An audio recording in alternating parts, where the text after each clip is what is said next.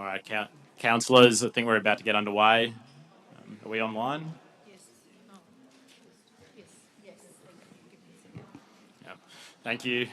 Welcome to councillors, members of the public and staff present in person, joining us online and watching via YouTube this evening. I declare tonight's council meeting open at 7:03 p.m. Members of the public that have registered to speak by audio-visual link on any agenda item are asked to keep your microphone muted and video off until invited to speak. Speakers will not be able to present material rather as part of their speaking time or share their screen. Councillors and those present at this meeting are reminded to conduct themselves in a polite and professional manner, keep communication factual, use appropriate language and tone.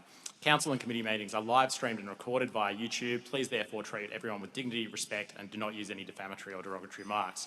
Defamation laws apply to addresses in the public forum and to councillors. Councillors are reminded of obligations to conduct yourselves in a professional and respectful manner under the obligations of Council's Code of Meeting Practice in the interest of good governance and to adhere to meeting etiquette. I remind all present that the YouTube video recording is an official record of Council and may be made available to persons upon request in accordance with the Government Information Public Access Act 2009. No other recordings are permitted and all present should ensure that there are no video recordings, audio recordings or photographs taken during the meeting. In case of emergency, sorry, excuse me, you're not allowed to record the meeting.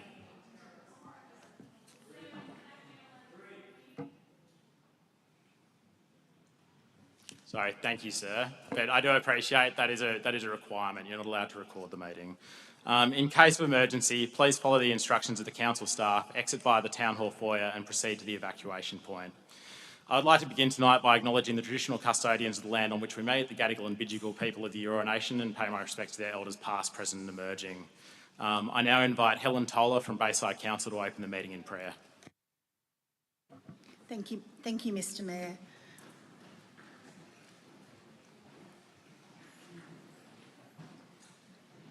Almighty God, we thank you for the community of Bayside and for the benefits of living and working in this diverse area. As we commence this meeting, inspire us with the qualities of good counsel so that the foundations of good governance may be established for Bayside Council. Give us insight to make wise decisions, integrity to face the truth, courage to make difficult choices and compassion for the needs of others. We ask these things in your name. Amen. Thank you. Thank you. We now move on to condolences. I've received no condolences. Did any councillor have any condolences put forward this evening? No, thank you. There are no apologies. There is an apology received tonight from Councillor Brederhoft, who is requesting a leave of absence. Do I have a mover and a seconder to grant Councillor Brederhoft a leave of absence? Moved Councillor Awada, second Councillor Douglas. All those in favour, all those against, declare that carried. Attendance via audio-visual link. We have Councillor Kassim wishing to participate in this meeting by audio-visual link. Would someone like to move and second the motion to grant the councillor's request to attend the meeting by audio-visual link? Moved Councillor Awada, seconded Councillor Naji. All those in favour, all those against, declare that carried. Disclosures of interest. Does any councillor wish to make any disclosure of interest? Councillor Morrissey. Thank you, Mr Mayor. Is it up on the screen?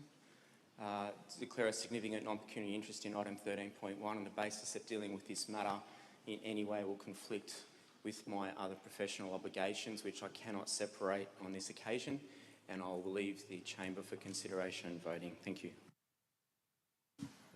Thank you. Councillors, anything further?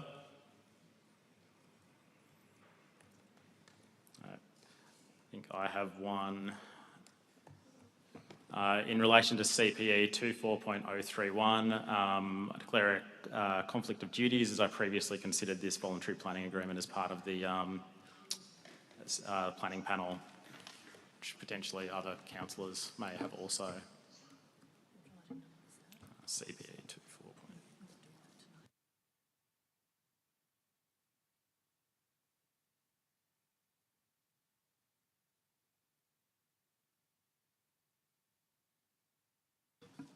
I'm sorry, the other councillors on the planning panel, are you making that same disclosure?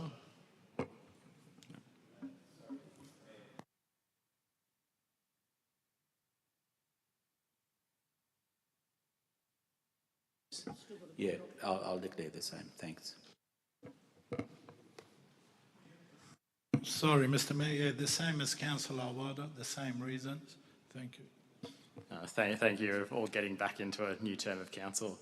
Very good. Any further disclosures of interest? No, thank you. Minutes of the previous meeting. Can I ask two councillors who were present at the previous meeting to move and second the confirmation of the minutes? Moved Councillor Morrissey, seconded Councillor Curry. All those in favour, all those against? Declare that carried. On to mayoral minutes. So if you'll bear with me, councillors, before we begin the official meeting, I just want to start by saying a sincere thank you.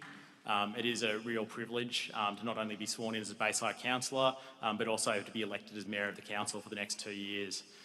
Thank you to all of you as my fellow councillors for your trust and support in appointing me as Mayor. I really look forward to collaborating with all of you in this term to make Bayside a better place for all of our local residents, which I'm sure we're all aligned on. I'd also like to acknowledge the invaluable contributions of our former mayors of Bayside, Councillor Bill Sarabanovsky, Councillor Christina Curry and Councillor Joe Awada, as well as all of our state and federal members of parliament for their dedicated service to our community. I also want to express my heartfelt thanks to my wife Ella, who puts up with me doing this, and to family and friends, as well as the many residents, community groups, sporting organisations and churches across Bayside who I've had the privilege of working with over the years. We have 3 mayoral minutes tonight, the first of which I'd like to set out my priorities that I would like to see us pursue over the next 2 years. To me, Bayside is a really fantastic, unique and vibrant community, but just as our council grows and as we work towards accommodating over 10,000 new homes in the next 5 years, I believe it is vital for us as council to invest in the amenities, open spaces and services, as well as providing the places to connect to meet our community's growing needs. One of my key priorities as Mayor is to enhance both passive and active open spaces. We recognise the profound impact that high quality open spaces have on our community, and I'm committed to seeking out opportunities to expand and improve these vital facilities. This might mean acquiring new land for open space and improving existing parks to accommodate the needs of our growing communities. For high density areas, for example the Mascot Station precinct, Linear Park represents the main green space in walking distance for many thousands of residents, and I think it's incumbent upon us to ensure that we invest heavily in these areas for the good of our residents. Council is soon to consider a new developer contributions plans for Bayside that will unlock the current balance of funds that has been difficult to spend under the current framework. This will provide Council with an opportunity to put a 15-year infrastructure plan in place, and that will include a plan for passive and active recreation. We must also prioritise the protection of our open spaces and environment, especially the stunning 8 kilometres of foreshore that defines Botany Bay. We need to invest as well in our local business strips, places like Bridewell Sands, ensuring that they're viable, attractive and practical for our growing community. At the same time, we need to preserve our valuable community spaces and natural surroundings.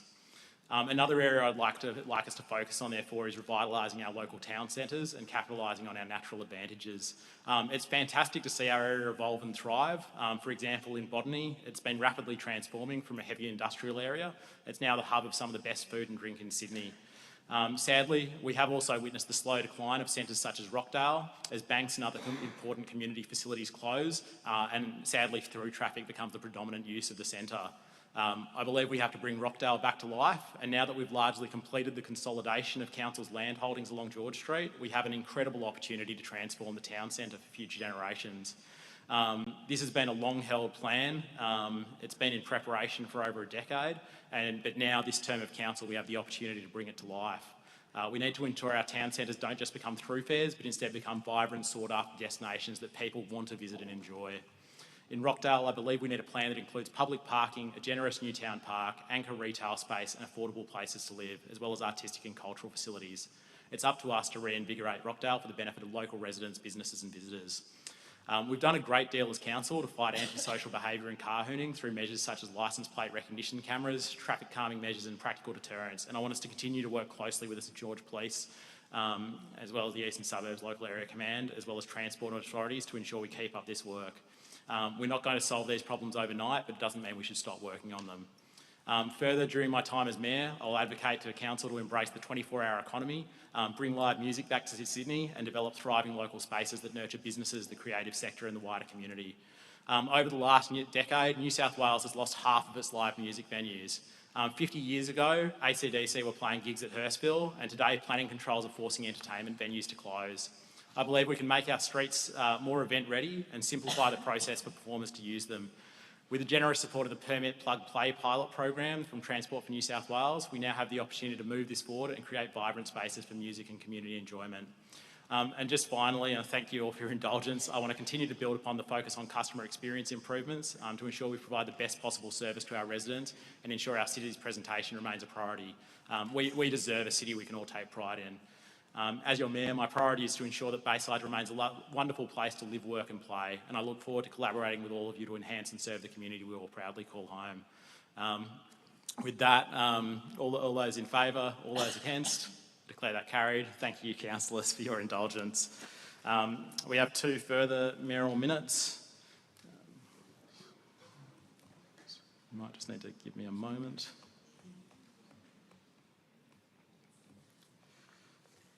So first, 8.1, Bayside Council Childcare Centres exceeding the national quality standards.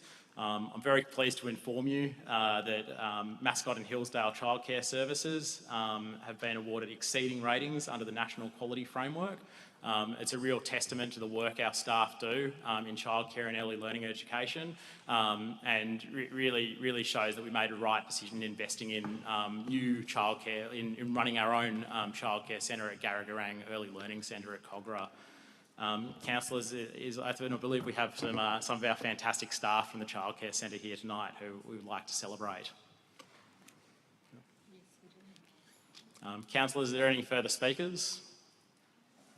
Councillor Barlow. I'd just like to congratulate the staff and you're bringing the mayoral minute, because there had been criticism about our childcare centres. I'm so glad that we've got this and it can be put up and on our Facebook page that we exceed the level that anyone else has. So I'm really pleased that you've brought it forward. Thank you. Councillor Curry. Yeah, thank you, Mr Mayor. I think congratulations to all involved. Education is really important, particularly early learning, and the standard that we deliver at Bayside Council and for the local community is really well received and appreciated. And I think, you know, last term of council, we had a real focus on ensuring that it stays under council's management, and we can see that the standards are really high, and it's just such a great service. So congratulations to all involved. Thank you, Councillor Curry. Any further speakers? If not, I'd like to invite our staff up to be presented with the mayoral minute. And of course, any councillors who would like to join, please come up.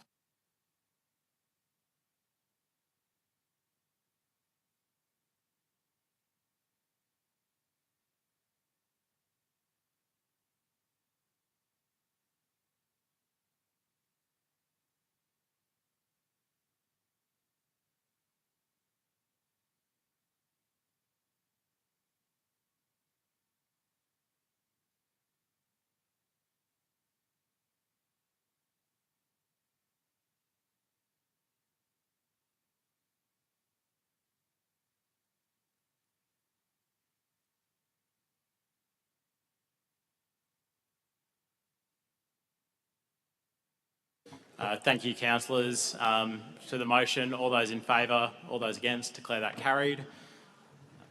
Now move on to item 8.2, the New South Wales Sustainable Cities Award. This is a fantastic win for council. The Sustainable Cities Awards program has been instrumental in recognising and rewarding the efforts of metropolitan Sydney councils, community groups, business, schools and individuals who are leading the way in sustainable practice and innovation.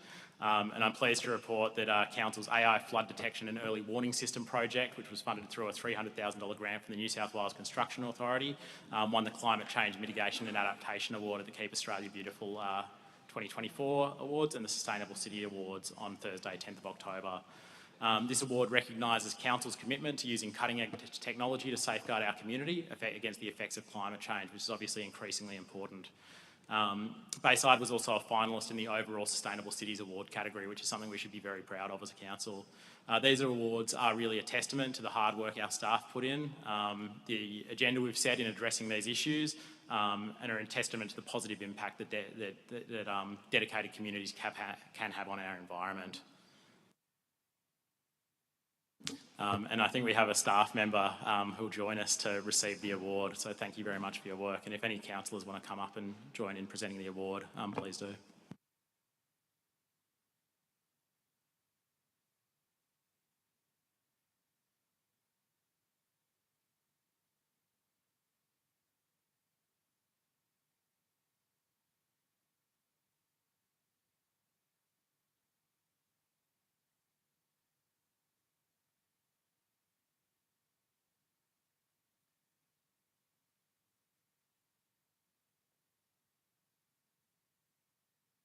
Thank you, councillors. Are there any further speakers? No. All those in favour, all those against, I declare that carried. We now move to items by exception. Prior to the public forum, I'll now proceed to deal with the remainder of the business on the paper by exception. Councillor, the public forum items, the items where a division is required for planning matters, the notice of motion and item where councillors have opportunity and/or significant interest will be dealt with individually. Confidential matters may be dealt with by exception should no councillor wish to discuss or change the recommendation. Councillor, is there any other items you wish to pull out and deal with individually? Councillor Poulos, Councillor Douglas, Councillor Barlow. BTC 24-152, 111 Queen Victoria Street. Councillor Ruada, Councillor Discu. Nothing. Councillor Naji. Lost Councillor Boudeleau. Councillor Saravinovsky. Councillor Strong. Councillor Boudeleau. Just checking, we're still going through 11.3 and 11.4. I did have some amendments for those particular items. Yeah, there are public speakers on 11 point... Sorry, what's 11 point? No, you'll need to pull those out, Councillor Boudeleau. Yeah, I'd like to. Thank you. Councillor Bezich. Councillor Morrissey. Councillor Curry. And is Councillor Kassim online? No, not yet. All right. All other items will be dealt with by one resolution. Can I have a mover and a seconder? Moved Councillor Morrissey, seconded Councillor Curry. All those in favour, all those against, declare that carried. Councillors, we now move on to the public forum. Members of the public who have applied to speak at the meeting are now invited to address the meeting.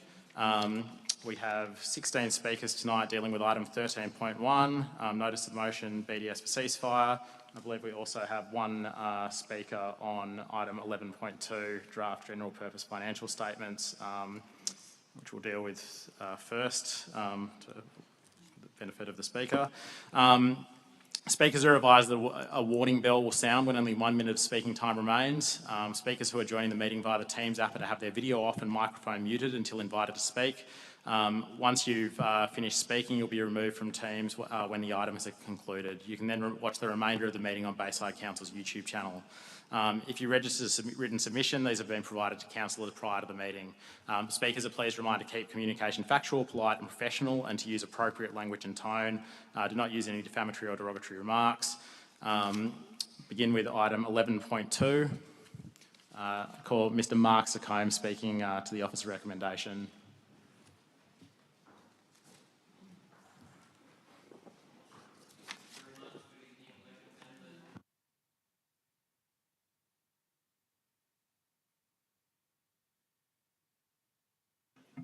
Risk and Improvement Committee, thank you very much of the Council.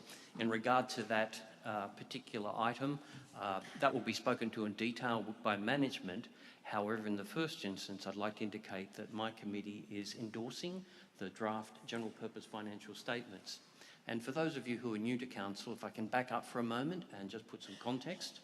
Under the Local Government Act, each council is required in New South Wales to have an Audit, Risk and Improvement Committee. And ARIC for short, which will save us a little bit of time. That's a common practice, Victoria, Queensland, also at New South Wales and the Commonwealth level. And these individuals are independent like myself. There's 3 of us, and Council appointed us, but there's eligibility and independence requirements about us. You can find disclosures about us, detailed disclosures, as designated persons. So our role, for those who have not had experience with Council before as elected members, is to review and monitor a number of areas that are set down in the Local Government Act. We are neutral, we are independent, we are professionals.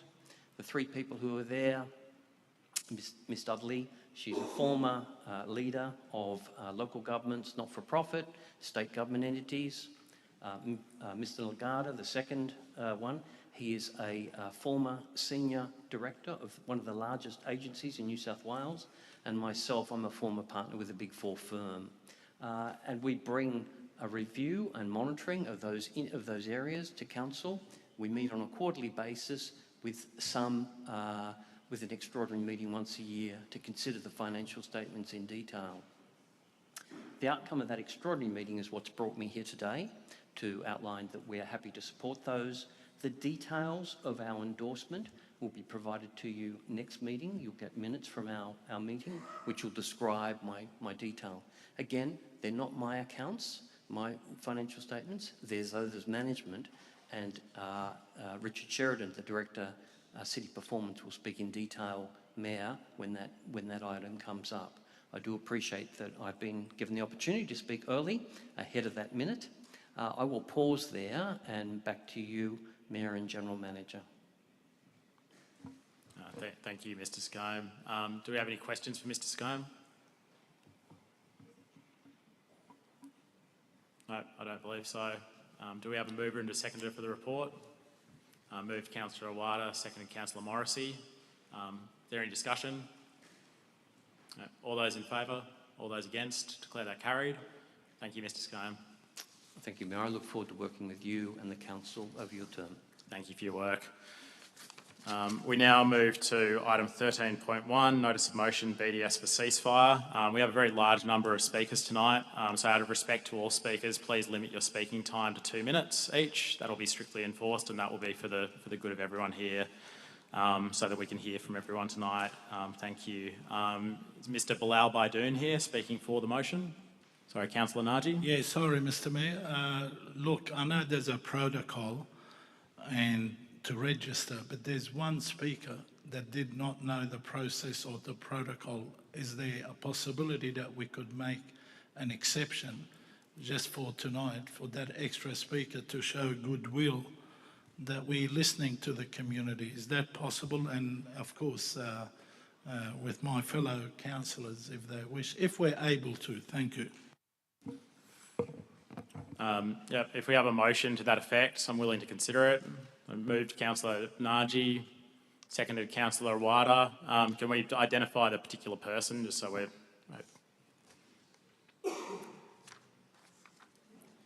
can be considered on the speaking list.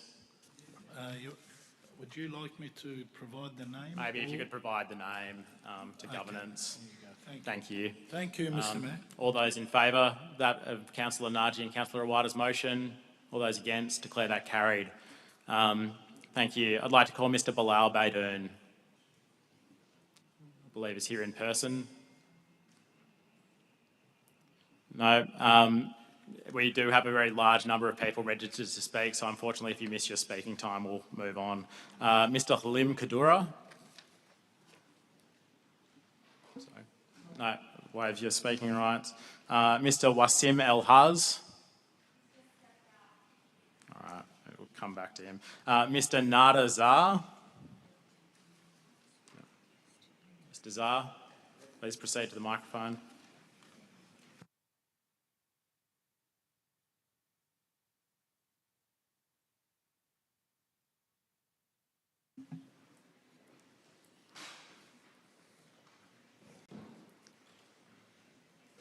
Thank you, Mr Zar. Good evening, Mayor. I've actually forgot my notes at home, so I'm just going to try and do what I can do with what I can remember I wrote. The main thing, I suppose, is in a time like this, we're here one of three things. We're either the killer, we're either the politician, or we're either the civilians or the citizens of a country that try to help. I think at the moment we're the citizens of what we're seeing happening abroad, whether it be in Palestine or Lebanon. The motion to boycott Israeli products and Israeli whether it be embargo on their arms or whatever. I find it bewildering that we have to actually sit down. I know we're a democracy here, and democracy is for something like, if we're going to vote, we're going to open a playground or a swimming pool.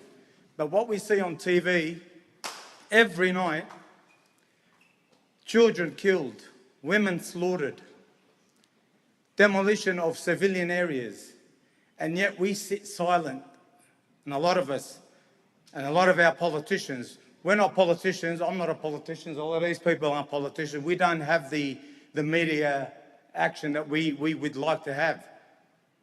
You're the ones in suits, we're not.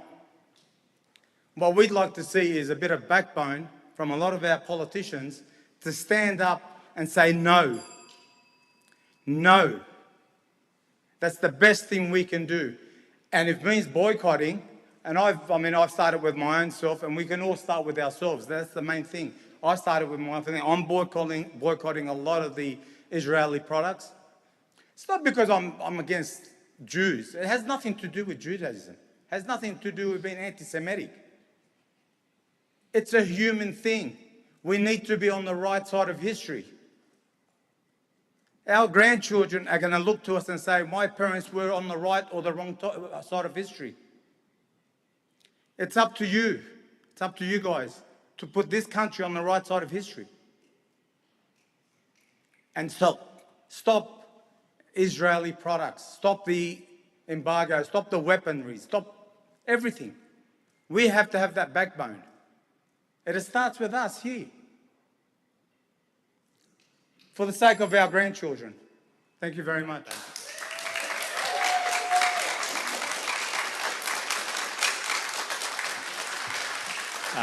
Thank you, Mr. Zahar, and I do also thank you for adhering to the speaking time limit. It is appreciated. Speaker against the motion, Ms. Daphna Levin-Khan, joining us via Teams.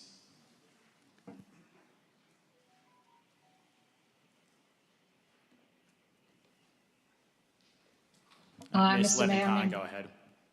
Thank you. Thank you, Mr. Mayor, members of Council, for giving me the opportunity to speak today.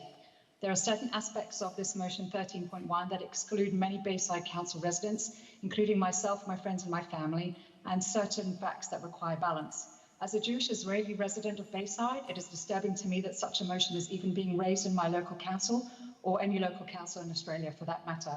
I wondered, what does this motion deliver to our community other than more division?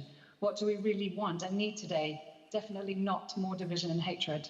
The subject of the motion itself is BDS for ceasefire, yet there's no mention of ceasefire in the motion at all. And what it does recommend will actually have no influence on the international stage, never mind the outcome of the current conflict, which we pray will be over very soon.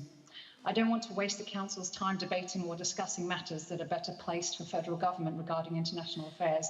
However, it is important to note that Council has been provided with very one-sided information in the background section to this motion.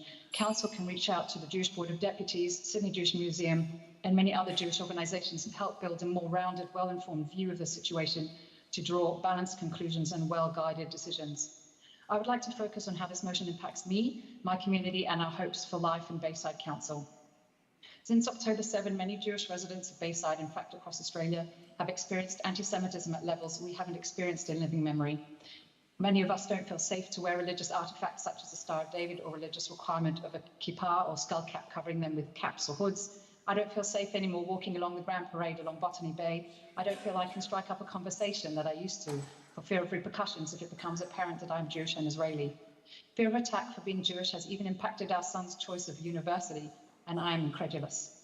Picture Christian residents of Bayside too afraid to wear their crucifixes or go to church, or Muslim residents scared to leave their homes wearing hijabs today. The point of such campaigns like BDS is to make people feel unsafe, feed on fear and build hate. If the Council does decide to pass Thank you, Ms. Levin-Khan. Can you wrap up, please? Yes, sure. If you do pass the version of this motion today, I ask that any community consultations include all groups and all sides of the current conflict, including Jewish and other Israelis and any other residents.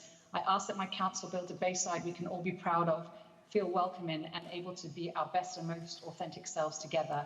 Rather than wasting precious funding, please use our taxes and council rates to create Ms. Levin-Khan, you're over time. Thank you. Mr. Wassim El-Haz, Is he back? Thank you. Bismillahir Rahmanir Rahim. As I walked along Bay Street Thursday last week, I smelled smoke, like a tyre burning. I thought it was a hoon I must have missed. I looked up the side street, there was some smoke, people gathered, and I asked what's going on. They said there's a car on fire. My first thought is to race to the local pharmacy across the road, got the fire extinguisher, tried to put it out.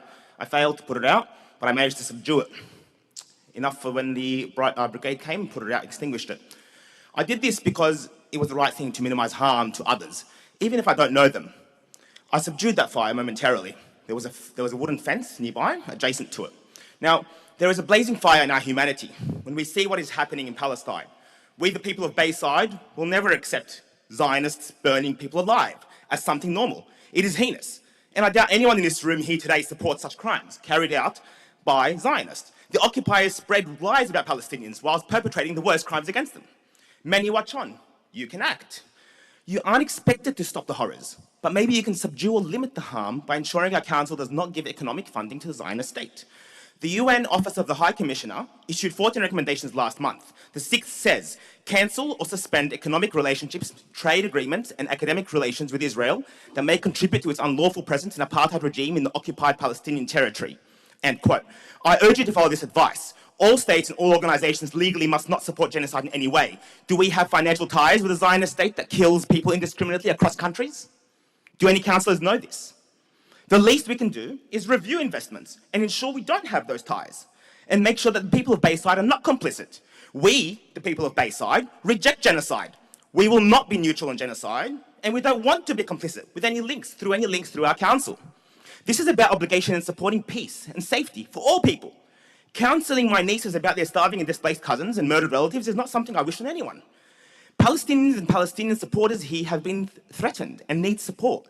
The anti-Palestinianism is palpable. In March, a young single woman living on Bay Street came to me afraid. She was terrorised by Zionists repeatedly until she took down her flag. Then there's the case of the homemade bomb a Zionist placed on the car of a man with the Palestinian flag raised in Botany, which was in the news. I've personally been discriminated against at work, and my employer has tried to force me on leave for being visibly Palestinian. I have been trying to meet with my local MP, Steve Camper, since February to raise these issues.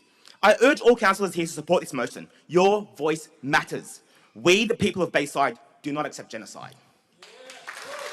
Thank you, Mr. El-Haz.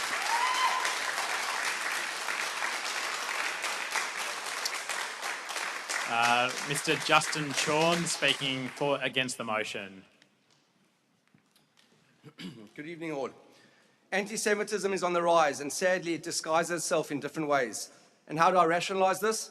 Well, amongst other things, how many motions have recently been called by these so-called human rights councillors relating to human rights violations by Syria, by Russia, by terrorist organizations like Hamas and Hezbollah?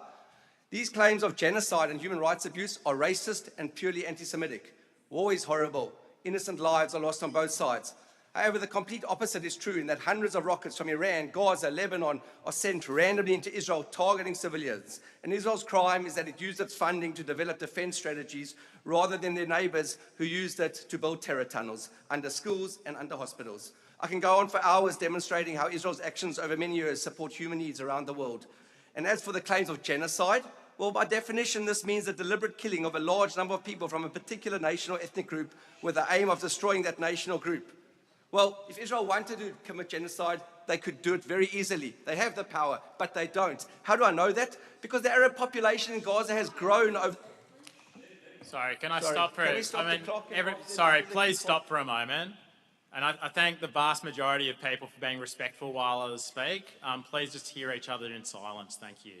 Thank you. The Arab population in Gaza has grown over the last year. How is that genocide? How is it that there are Arabs serving the Israeli parliament? How is it that the third largest political party in the Jewish state is an Arab party? What kind of apartheid state is this? Isn't it time council started looking after the safety of our roads instead of buying into the lies by these ignorant councillors? Councillor Strong, imagine if it was your children, your family getting burnt alive like they did on October 7th, getting raped, getting murdered. You say on your page that you stand for LGBT. Well, try doing that in Gaza. You'll be burnt alive because it's banned there. Did you know that? Unlike Tel Aviv in Israel, where it's the gay capital, one of the gay capitals of the world. Oh, and one thing, if you do feel the need to ban all Israeli products, please hand in your computer, your laptop at the end of the night, and your cell phone, because that's got full of Israeli technology in it. So you better give it to me. It's clear that these councillors are out of their depth. They are not foreign ministers. They have a biased, racist view against Jews. And I suggest they take their anti-Semitic views, resign from council, and allow us all to have a peaceful and safe existence.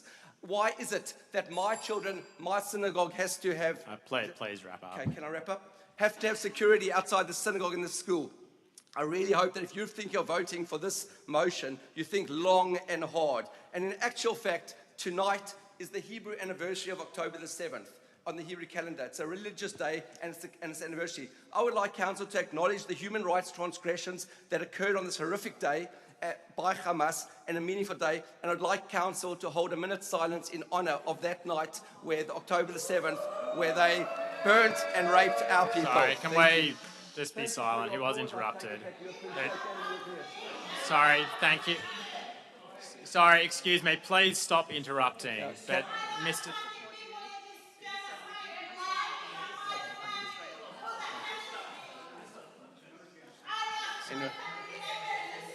Sorry, if you're unable to... Councillor, can we remove this noise? Sorry, excuse me, Mr. Chorn. Anyway, your that's time it. is Thank up. you very much. Thank you. Chag Sameach and Am Yisrael Chai.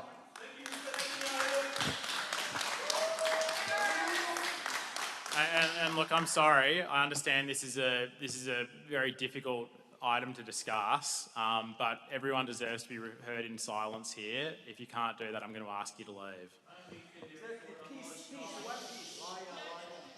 Mr. Evan Gray, speaking for the motion. Is Mr. Gray here?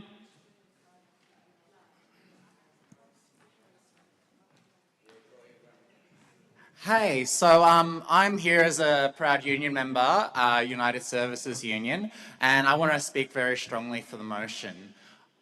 Australian workers know what genocide stinks like.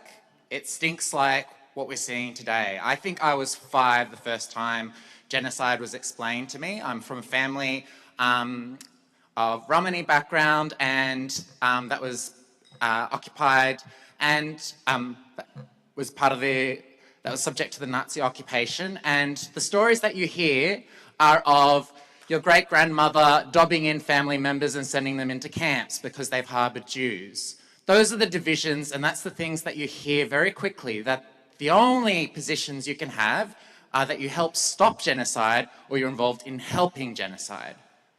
For most people, this is very clear. This is clear on the job site when I speak to people who are terrified because their loved ones can't come from Lebanon right now to their funerals. They're terrified because they don't know what their bosses will think and whether they'll get fired for speaking out and being open about who they are. And frankly, they're terrified because of the way that we have set something up where we are silent when Israel and the majority of the news say that if you are Arab from conception, you're more or less a terrorist deserving extermination. That is foul and that is disgusting. And every worker wants to see some kind of position taken, and it's important that we take a position. The previous speaker mentioned the computers, most of which, if you look at them, are Hewlett-Packard, and that's a state public sector standard. Public sector workers are threatening boycotts right now on those products.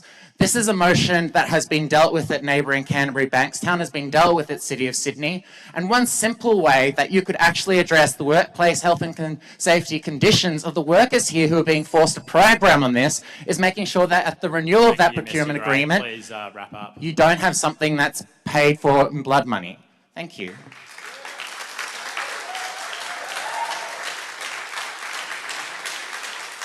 Thank you. Mr. Afir Birnbaum speaking against the motion.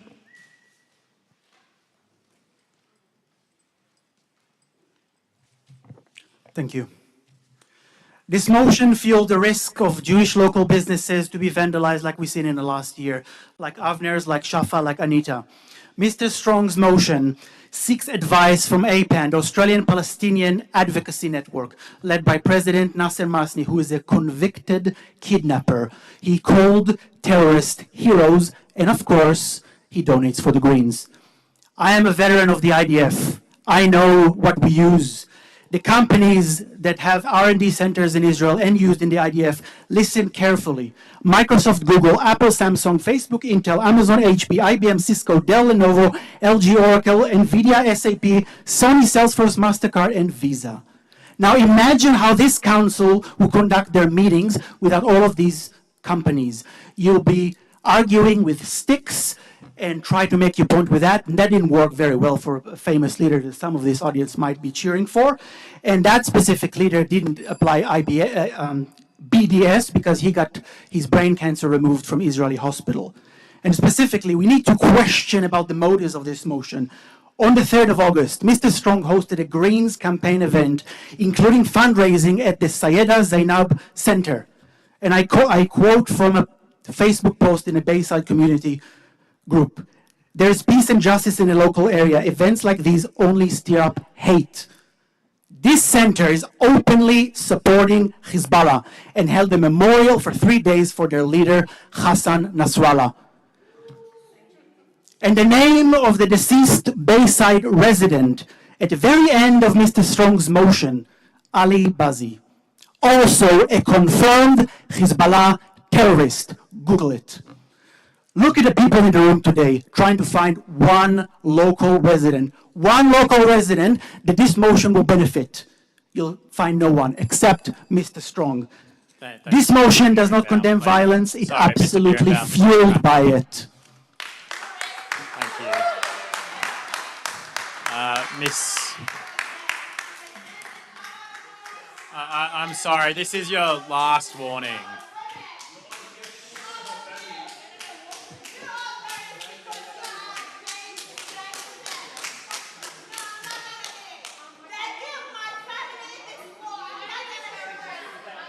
I'm sorry.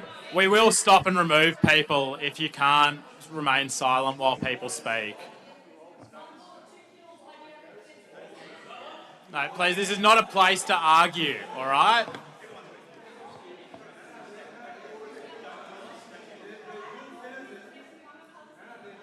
I'm sorry, please stop or we'll remove the gallery. Can we stop? This is...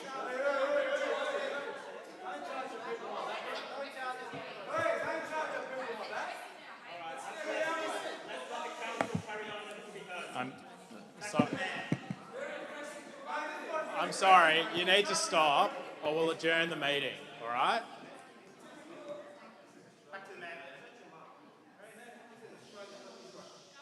All right, do you want to be heard or not? Because we can't continue like this. And again, thank you to most of you who are really respecting the meeting. I'd like to call Ms. Nadia Deeb speaking in favour of the motion.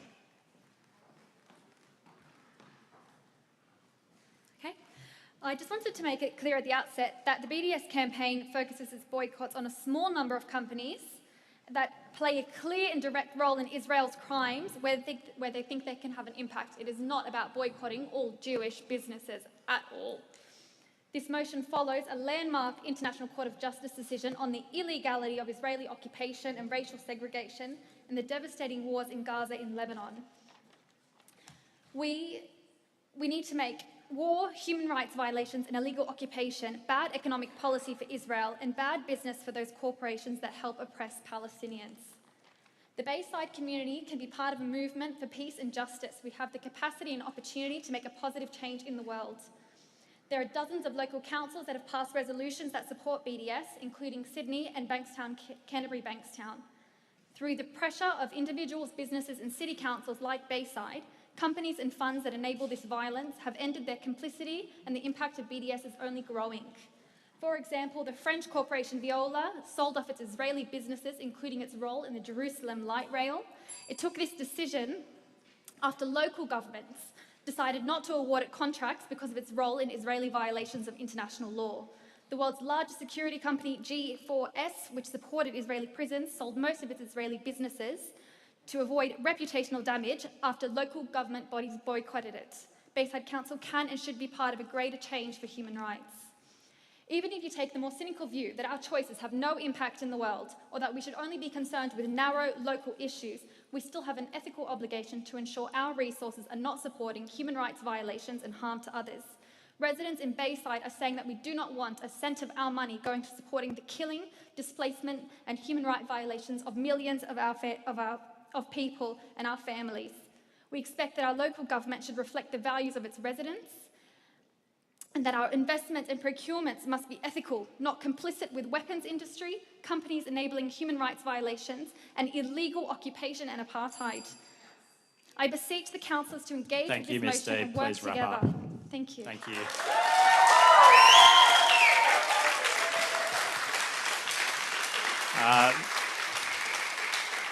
Mr. Ben Klein speaking against the motion. Mr. Klein.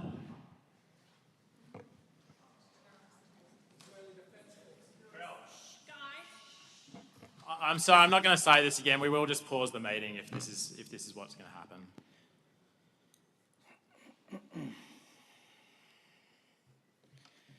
happen. Good evening. Speakers are meant to speak to the motion. This motion is meant to be about the investment policy. I haven't heard really anyone speaking directly about the investment policy, stating what it is, or referencing what Council's investments are. Council really only has very short-term investments, liquid investments. According to the Local Government Act and guidelines under that, they're only allowed to invest in short-term Australian-denominated interest-bearing assets. I'd like to question how the member, Mr. Strong, thinks that may support terrorism, human rights violations in any country or by any people. He references Gaza. He doesn't reference that being committed by Gazans themselves or Hamas or their leadership. It's a very one-sided. It seems that Mr. Strong has used this investment policy simply as a platform to sow divisiveness in the community. I'd like to remind Mr. Strong that under the Local Government Act, his obligation is to act, a councillor's obligation is to ensure community cohesion, represent the collective interests of residents. And I would say this is a disgraceful motion that's been brought, and as is evident by the shenanigans that have been going on, the keffiyehs that people are wearing. I wasn't going to wear this, but on seeing that, I decided to wear this proudly. And I was asked by one of the protesters outside, defending what? I said, defending Israel, defending my family who live there. Someone else, Samantha, said to me over there in the corner, doesn't that shirt usually come with nappies? This is the kind of behaviour that we're seeing. This has got nothing to do with investment policy. And in fact, the matter is, BDS is irrelevant. And so the policy, this motion should be dismissed simply on that basis. Mr. Strong should be censured and sanctioned for breaching his obligations, both statutory and according to his oath, by bringing in a divisive motion, clearly evidenced here. Is that 1 minute? Or? No, that's your 2. That's how, well, I believe he should be sanctioned, and he shows complete ignorance and manipulation of language, including in the title of his motion, which gives away its true intention. Please wrap up, Mr. Klein. Sorry, this is not...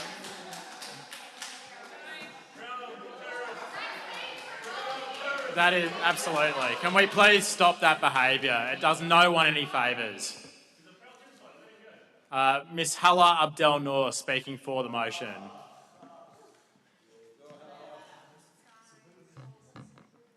Good evening, thank you. I start by acknowledging the traditional custodians of the lands that we're on and pay my respects to their elders, past and present.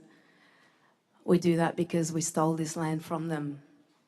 We do that because the colonial government of Australia committed a genocide 250 years ago. We do that because apparently we're sorry about that. But I don't know how we can be sorry when we're not standing up to stop another genocide.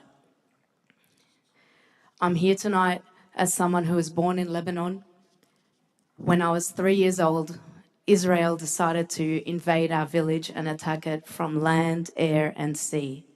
It was wiped to rubble within a month. I lost family members, entire families were wiped out. We had to move to Beirut, only for Beirut to be invaded.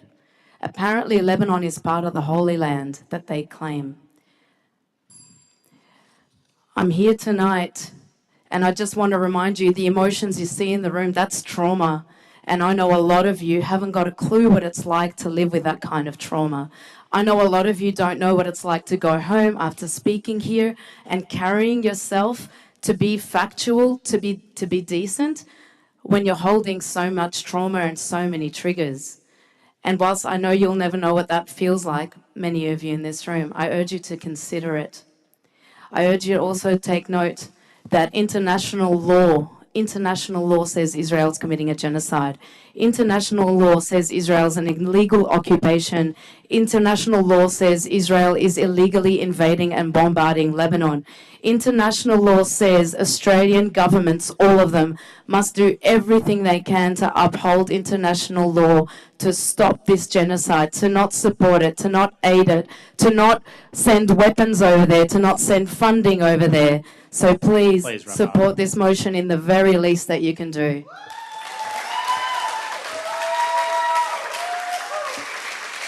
Thank you. Mr. Syed Kazmi speaking for the motion. Mr. Kazmi.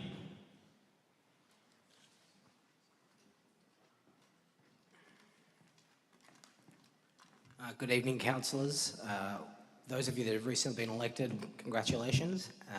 Councillor Naji Awada, Councillor Werner, and particularly former Mayor Svaranovsky, I'd like to thank them for their actions on November 22nd in voting in favour of a ceasefire motion, and note that the rest of the councillors on that council refrain from acting. This means that every single life that has been lost between now and then, you have some culpability in that loss. And I hope you acknowledge that fact. Now, I want to talk to you today about two things. Firstly, the concept of virtue signalling, which I suspect is the argument that many people are making and will make against this motion. Once this motion has been put to council, irrespective of which direction you take, whether you support it or you don't, whether you abstain, you are virtue signalling one way or another. Either you stand with the people that are being killed day by day, moment by moment, or you choose not to. You choose to support the burning of children in hospitals. The second point I'd like to make quite briefly is that there are 15,000 Lebanese people currently living in Lebanon that are Australian citizens. Of those 15,000, approximately 8,000, roughly, are domiciled in Bayside. They are ratepayers of this council. Every cent that you spend that results in a piece of shrapnel landing in one of their eyes is you killing a Bayside resident. Now you tell me your responsibilities are being met when you support that. Thank you. Thank you, Mr. Kazmi. We have Dr. Saad Ramadan joining via Teams. Dr. Ramadan.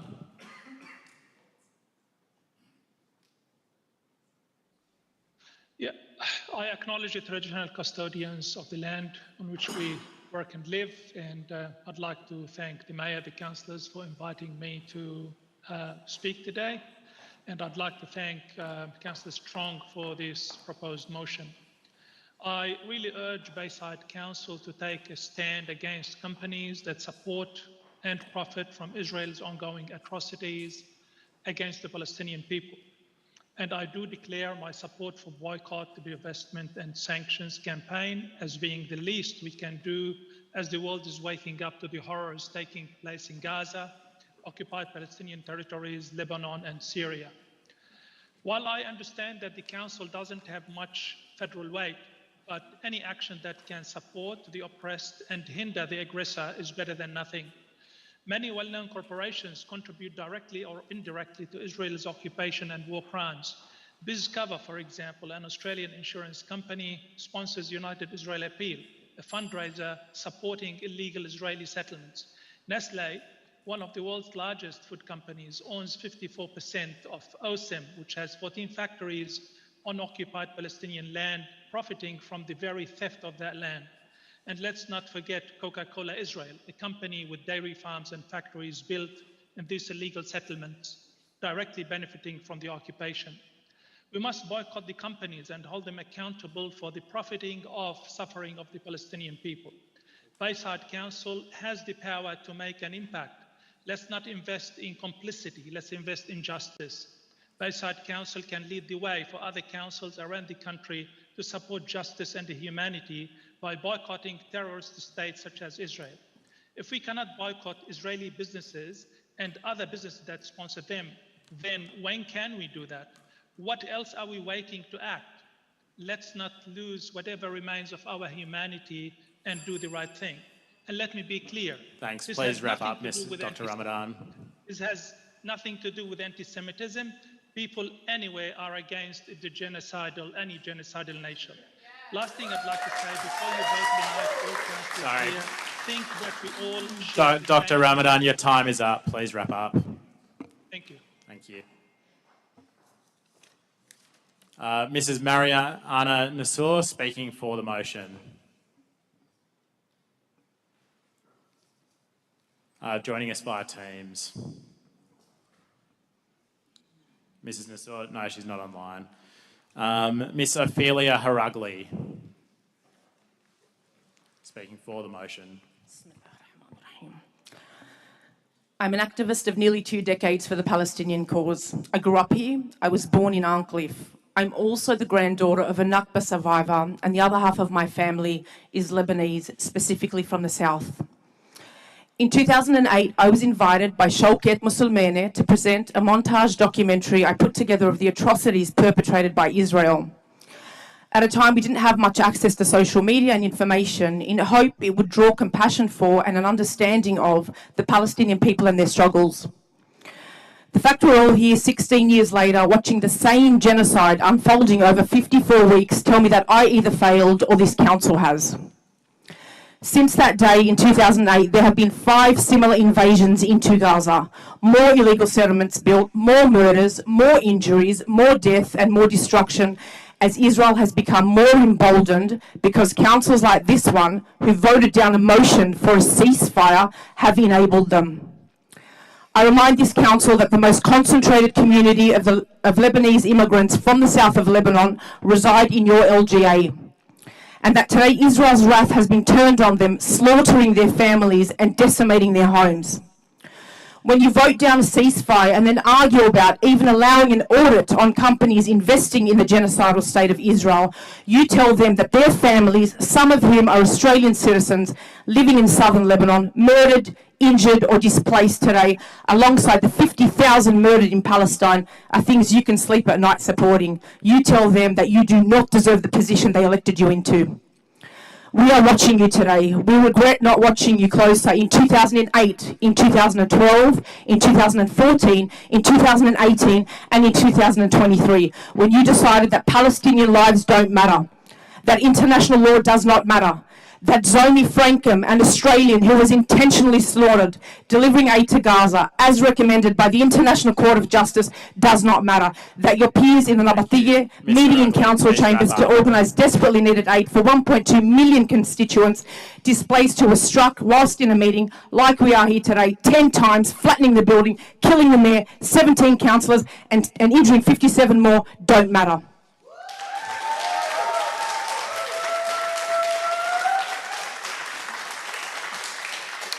Mr. Hussein Ramadan, speaking for the motion. Mr. Ramadan, on Teams. No, not here. Call our final speaker in the public forum, Ms. Michelle Birkin.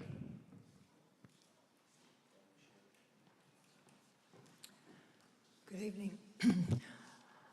I decided to speak tonight, or I was invited to speak tonight because I am a Jewish Australian. And my primary role in the Palestine Solidarity Movement is, first of all, to work for peace and justice for all people living between the river and the sea. Secondly, it's to debunk the lie that being Jewish has anything to do with supporting Israel. In fact, there has been a long history of Jewish rejection of Zionism, and in fact, long history of Jewish actual rejection of the state of Israel from day one. The two things are not remotely connected. When we talk about anti-Semitism, the greatest anti-Semitism that I experience in the last year has been called a Nazi, a capo, and having it wished upon me that none of my family survived the Holocaust. These were all said to me by Jewish Zionists. Please do not confuse your obligations under international law to act to prevent the commission of genocide, which may or may not be already happening. We all know the truth.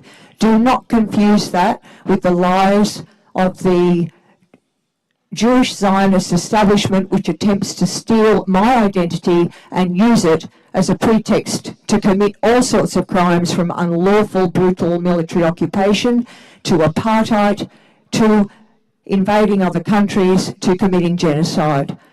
I think you all know what's the right thing to do. I'm just hoping you've got the courage to do it. Thank you.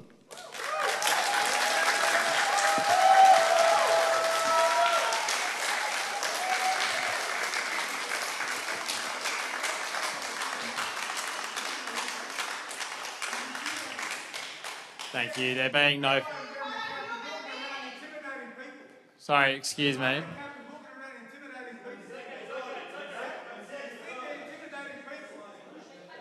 Sorry, can we please stop?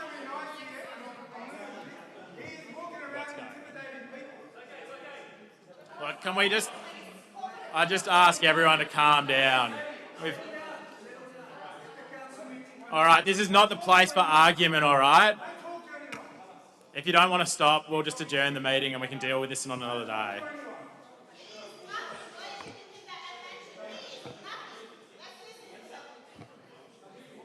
So if you want the motion debated,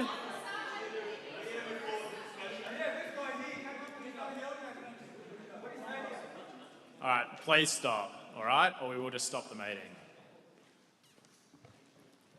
All right, and I appreciate that there are heightened tensions in the room, but I'd ask you to hear people in silence, because we can't have a debate, we can't discuss the item if people behave like that. We have the public forum concluding. Councillor Strong, your motion. You have a mover and a seconder. Moved Councillor Strong. Seconded Councillor Douglas. I'm proposing a foreshadowed motion, Mr. Mayor, when that motion is put. All right. Well, after the motion is put by Councillor Strong, maybe you can speak to the motion, and then we'll deal with the foreshadowed motion. Fellow councillors, staff, public gallery, I stand before you today in my first council meeting. I do so with the privilege and responsibility of representing the voices of our community. This motion, BDS for ceasefire, is not just about international politics, directly affects the people of Bayside, our residents, particularly those with family ties to Lebanon and the broader Middle East. They are reeling from the devastation they see unfolding. The pain is very real in my Ironcliffe neighbourhood and beyond. As local leaders, we have a role to play in standing with them. This is a humanitarian issue that transcends political boundaries. I've spent much of my life advocating for peace and justice, and in this recent election, many Bayside residents supported my commitment to these principles. This is not just a distant issue, it is a local one. Many of our residents have family members in Lebanon living near the very border area that is now under attack. The images of destruction, the fear for loved ones, the emotional toll, these are not abstract concerns for our community. We owe it to them to act. Now, some might say, what can local council do? But I believe it's important to remember that real change often begins at the local level. Our actions here can send a powerful message to the broader world. By supporting this motion, Bayside Council will be taking a stand for peace, diplomacy and the protection of innocent lives. This motion asks for more than just words. Calling for a ceasefire alone is insufficient if we do not examine how we as a council might inadvertently be contributing to the problem.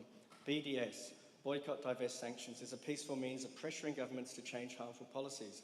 This motion calls for a review of our investments and supply chains to ensure that Bayside is not indirectly funding military actions like carpet bombing, which indiscriminately harm civilians. I do not support any form of terrorism, and this motion is about upholding our values as a council and standing against the tactics that perpetrate cycles of violence. By targeting military actions that harm civilians, we give peace and diplomacy a chance to prevail. Some might worry about the costs of conducting audits or the time it would take, but this motion is a first step. A principle we can all agree on, that we should not be complicit in the devastation of innocent lives. We can begin the process, explore the options and show our community that we care about what happens beyond our borders, especially when it directly impacts the lives of our residents. In supporting this motion, we align ourselves with the many voices around the world calling for a just and lasting peace. We show empathy to those in Bayside who have family and friends affected by this violence. We send a message that our council stands for the side of humanity, peace and justice. I urge you all to support this motion, not just for the people of Gaza or Lebanon, but for our own residents whose lives are intertwined with theirs. Let's do this together as a council and do what is right. Canterbury Bankstown did it, the sky didn't fall in, we can do it as well. Thank you. Thank you, Councillor Strong. Councillor Douglas, did you wish to speak? Councillor Douglas. Yes, sure, thank you. I truly believe we all come together tonight with love in our hearts and care for our fellow humans. Small actions can make a difference. Every small action, if only to empower us against the grief, which is real in our community and growing. So we must as a council respond to that, because this issue does impact our local community and our families and their families. So this is a hard motion for Councillor Strong to bring and for us as a new council to contend with. But it is nothing to the hardship of those suffering in the conflict zone. Let us be led by the hope for peace to end this conflict, and one mechanism is offered before us tonight.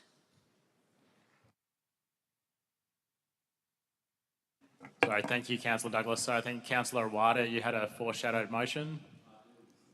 Yeah, I'll second that foreshadow motion, Mr. Mayor, but I want to speak on Councillor Strong just briefly.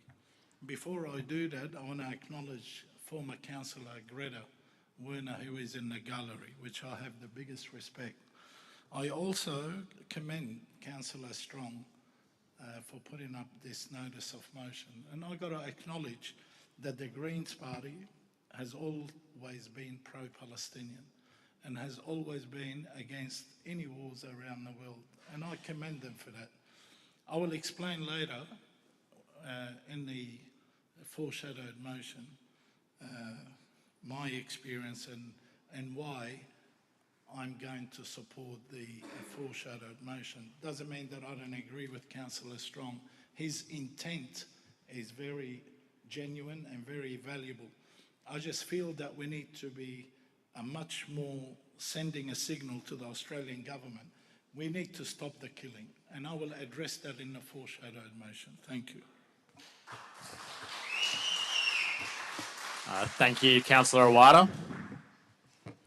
Yeah, I guess, Mr. Mayor, with the foreshadowed, it'll be pretty much on the same line. I think I'm responding to current situation in my foreshadowed motion because I respect what Councillor Strong has put through, but the reality is there's too many complications and in the first two parts of the motion. So when I do have the foreshadowed up on the screen, I will be speaking to it, Mr. Mayor, after the vote. Thank you. It's up on the screen now, Sorry, Councillor Awada. can you enlarge that so councillors could actually read it?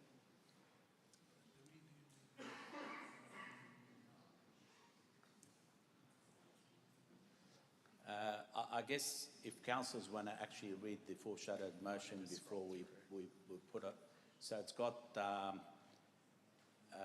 got point 1, 2, 3. It does actually go into, because if you recall back in the last council term on the 22nd of November 2023, we had a motion about ceasefire, which my foreshadowed will actually in point 5 and 6 mention that. So back then, unfortunately, the motion was not supported by the then council. I think without calling names, I think I had Councillor Najee, myself and a few other councillors that supported it. Not the whole council, we lost that motion. So this is pretty much going into writing to the Prime Minister and the Foreign Minister and asking for ceasefire. So if we could go, so you've got part 1, 2 and 3, 4, 5, and then you've got part 6 and 7 and 8.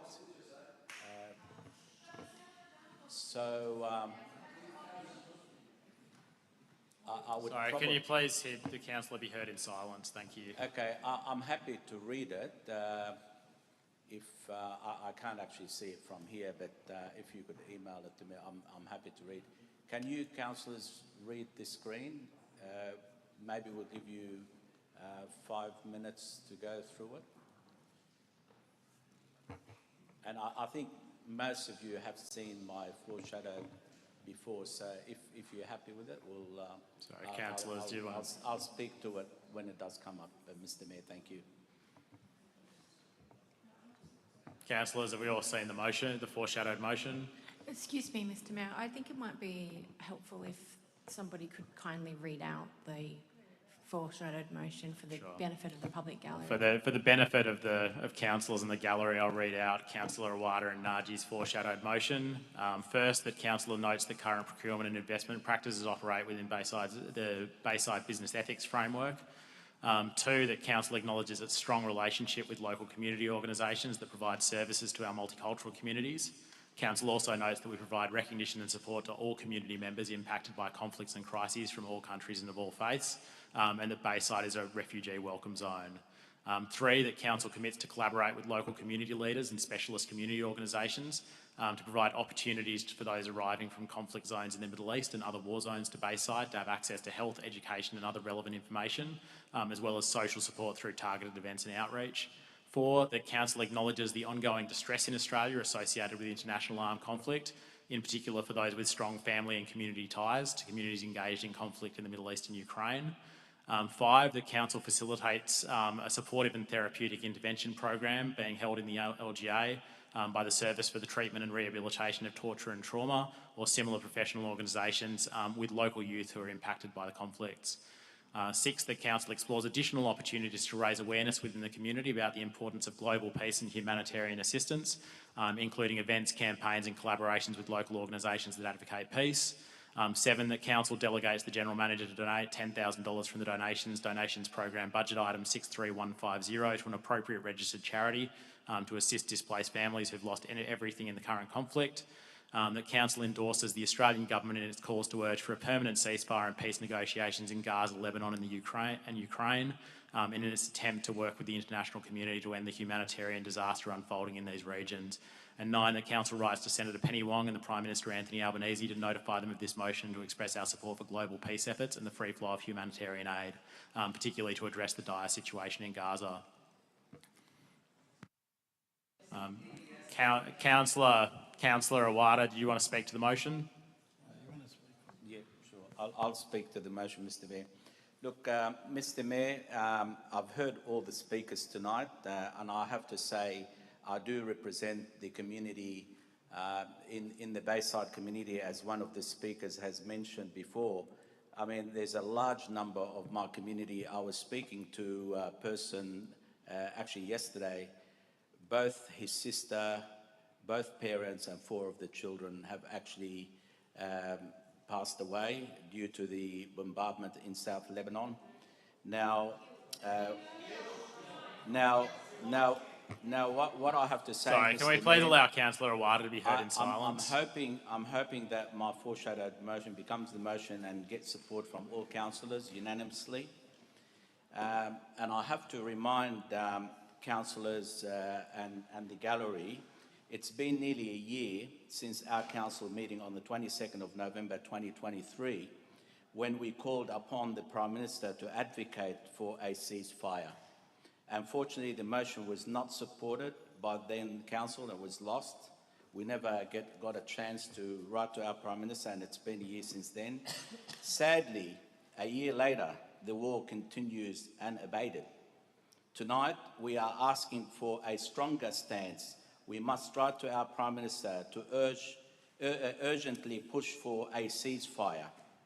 The conflict has now spread into Lebanon, displacing countless individuals and leaving many homes in ruins. The world is witnessing the slaughter of innocent women and children. According to latest update from the United Nations, that's not me, that's actually if you want to go on the United Nations website, ongoing airstrikes across Lebanon continues to kill and injure civilians, displacing an increasing number of families. These attacks do not discriminate. Even the UN peacekeeping force in Lebanon, UNIFIL, has reported that an Israeli army bulldozer demolished an observation tower and breached the perimeter of UN position in South Lebanon just this past Sunday. While I unequivocally condemn the attack on innocent civilians that occurred on October 7, we must address the disproportionate response that has resulted in mass casualties, including deaths of women and children, many of whom are premature infants. Today, over 50,000 civilians have lost their lives, with more than 16,000 of them are women and children. I hear repeatedly from the international community that Israel has the right to defend itself. However, I must ask, is killing over 50,000 civilians truly an act of self-defense? Is the death of over 16,000 women and children justifiable in the name of defense? And what of the countless other buried beneath the rubble? Is this self-defense? Our government must urgently demand an immediate ceasefire in both Gaza and Lebanon. We can't allow Lebanon to become another Gaza. I am confident that we all desire peace and a resolution to the conflict in the Middle East. To the violence perpetrated against innocent civilians must be condemned. The killing of civilians is a blatant violation of international law. Denying food, water, and medical supplies to Gaza is also a breach of international law. I would be inhumane to stand by and watch the tragic loss of innocent lives in both Lebanon and Gaza.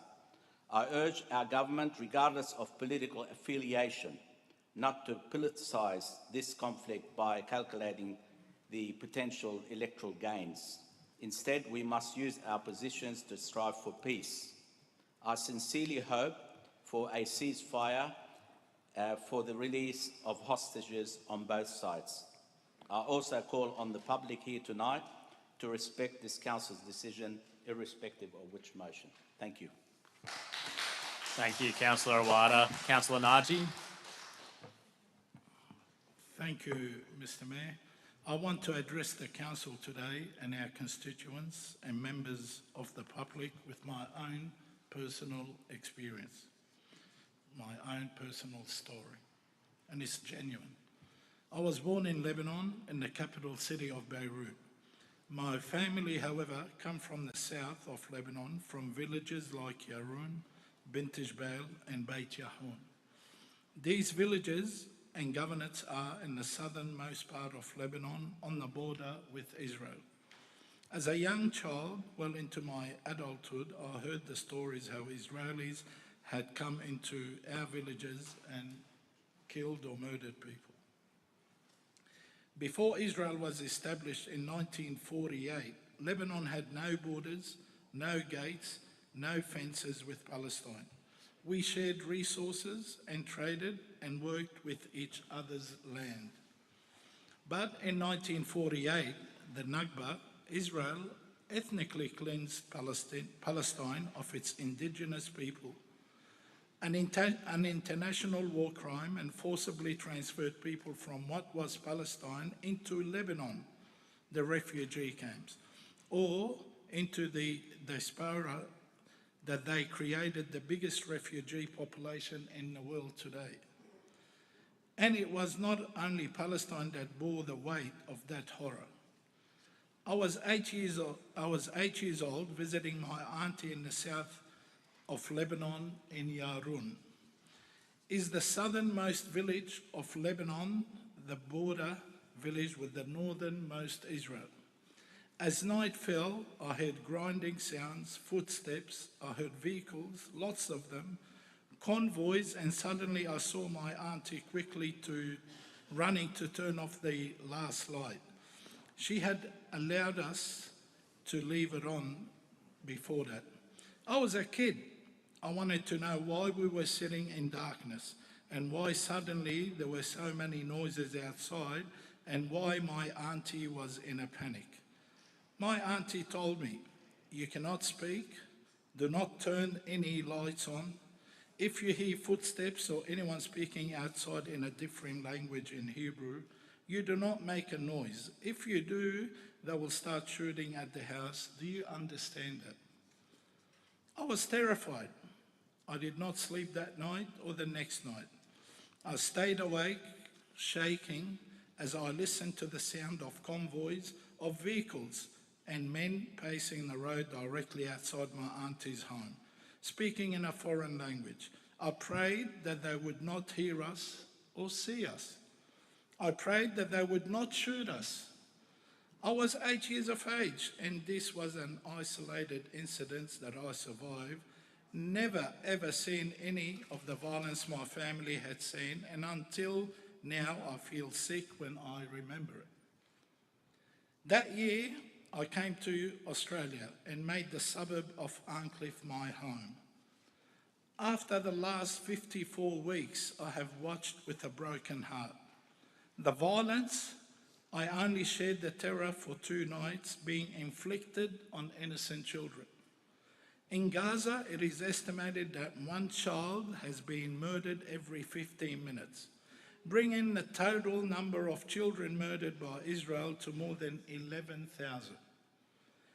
There are also more than 15,000 children in Gaza who have been made orphans and don't even have an auntie to tell them to be silent or to leave the lights off, in a place where it does not matter because bombs and missiles do not care if you are a child, a pregnant woman, a person living with a disability, an elderly person, or even a mayor in your local council.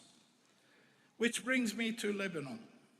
We are sitting here today in council debating issues that affect not just our constituents, but the greater Australian community and the international community. We are here to do what we can to bring peace and support to a community here and abroad that are suffering profusely. I know my own family's town in Lebanon had been decimated, and it's been on the news, totally decimated.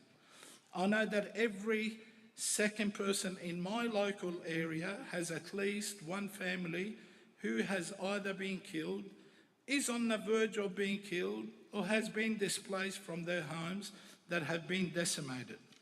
Today, I hope I speak for them too.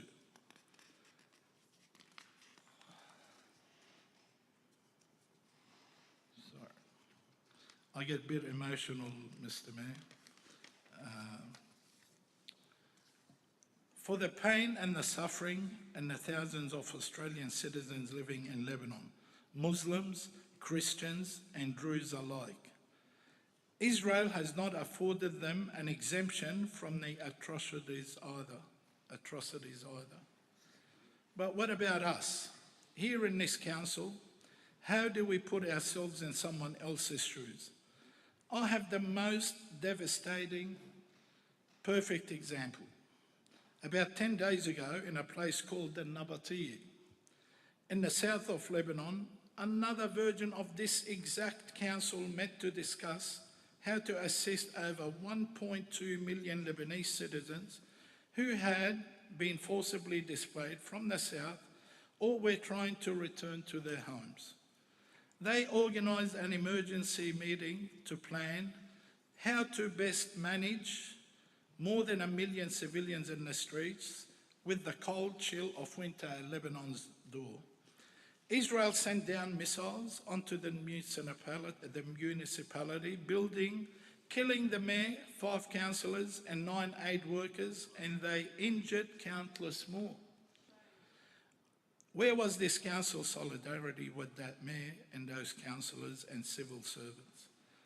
I mean, can you imagine that you must leave your home not knowing where Israel is going to bomb next, and then relying on your council and mayor to afford you some sort of protection and assistance, and their role as representatives of your LGA. And you hear that Israel decimated the council building and the entire council in 10 swift strikes. What hope is left for people anywhere in Lebanon? And what sort of council would we be if we did not stand in solidarity with our fellow peers and other parts of the world doing work we could never imagine doing? But who did? Who showed up under the most devastating circumstances and were massacred for it? In 1996, hit an area called Ghana.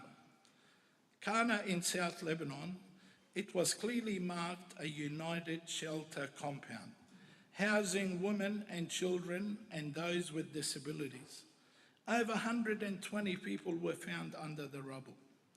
In 1982, they shared in the massacre of 3,500 civilians in the Sabra and Shatila refugee camps in Lebanon, invading a sovereign state to murder innocent civilians. I want my position to be clear here today, and that I stand against all civilian deaths on every side of every conflict, no matter where it is, Ukraine, Russia, Lebanon, in Palestine, in Israel. Sorry, please I allow. want- Can you sit down for a moment, please, Michael? Yeah. I just remind everyone, please allow the speakers to be heard in silence. That goes for everyone, please. Thank you, Mr. Mayor. I need to repeat that sentence if the gentleman let me finish. I've got it up here, Mr. Mayor. It's not that because he called it out.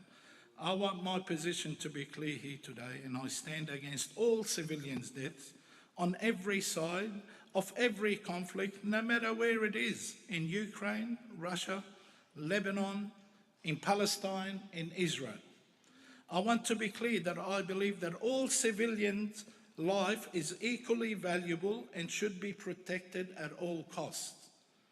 But what Israel has been doing in Gaza and now in Lebanon is being investigated by International Court of Justice for possibly committing a genocide, a war crime, crimes against humanity, and far exceeds any conflict or any excuse of self-defense or fighting terrorists. In December 2023, Israeli snipers murdered Nahida and Samar in the Holy Family Parish Church, who they clearly saw were not Hamas and not militants, and were elderly women barely able to stand on their feet, causing even the Pope come out and condemn the targeting of civilians. In Lebanon, they bombed predominantly Christian village that has never had any relationship with Hezbollah. It's called Aita in the north of Lebanon and killed 23 civilians. And this is the case for over 50,000 civilians killed by Israel, which are compromised from Muslims, Christians, and Druze alike, across Lebanon and in Palestine. We hear the rhetoric that Israel has the right to defend itself. An occupier does not have the legal right to self-defense.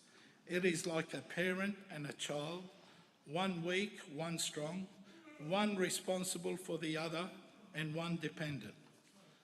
And even if they did have the right, it would never look like nearly 50,000 innocent civilians being murdered, 1.8 million people in Palestine, and over 1 million people in Lebanon being displaced. And it would not look like the devastating destruction in both Palestine and Lebanon.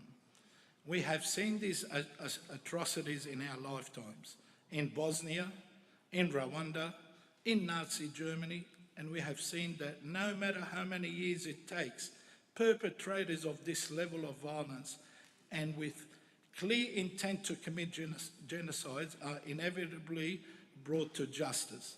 And I have no doubt that we will see in our lifetime Benjamin Netanyahu arrested and charged for these heinous crimes against humanity in Lebanon and Palestine. But it's not okay. It's not okay to wait for that day. On June 14th, 2024, Israel was added to the UN blacklist of countries that abuse children. Before the International Court of Justice, today are 52 countries with a claim against Israel in the case of genocide. The UN ruled that the Israeli occupation of Palestine territories is illegal and they must cease settlement and withdraw from the Gaza Strip, the West Bank and East Jerusalem. They have not only withdrawn, but they have continued to carpet bomb, shoot, imprison, decapitate, disable and massacre people living in the area that they are supposed to have withdrawn from. Israel has become a law unto itself and it must be stopped immediately. We aren't in the 80s anymore, Mr. Mayor. Israel's crime against humanity, crimes against children, war crimes, and their intentional targeting of civilians is no longer hidden, but seen on every version of social media we have available to us.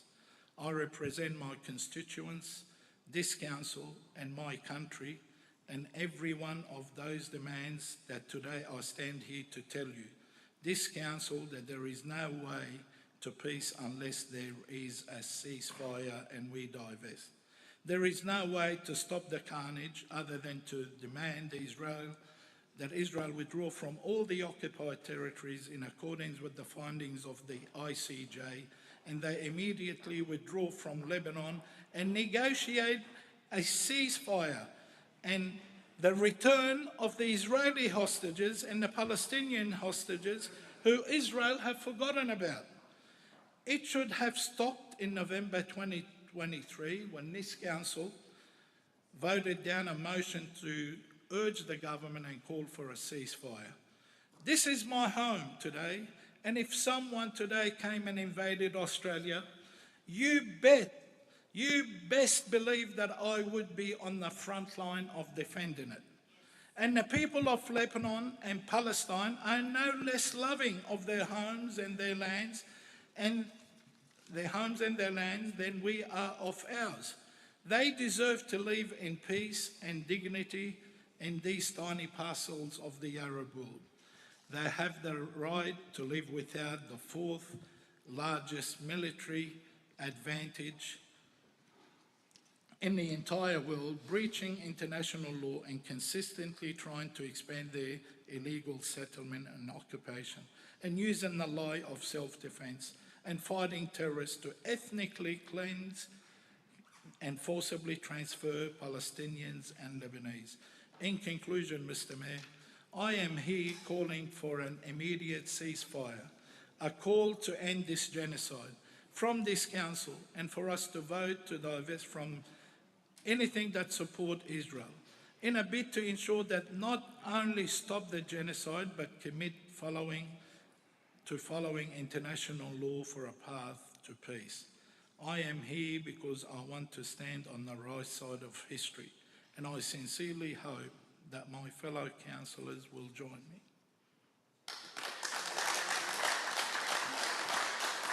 Thank you, Councillor Naji. Are there any further speakers to the motion? Councillor Barlow. It's just briefly, it's something I actually found and I thought it's very apt to be here.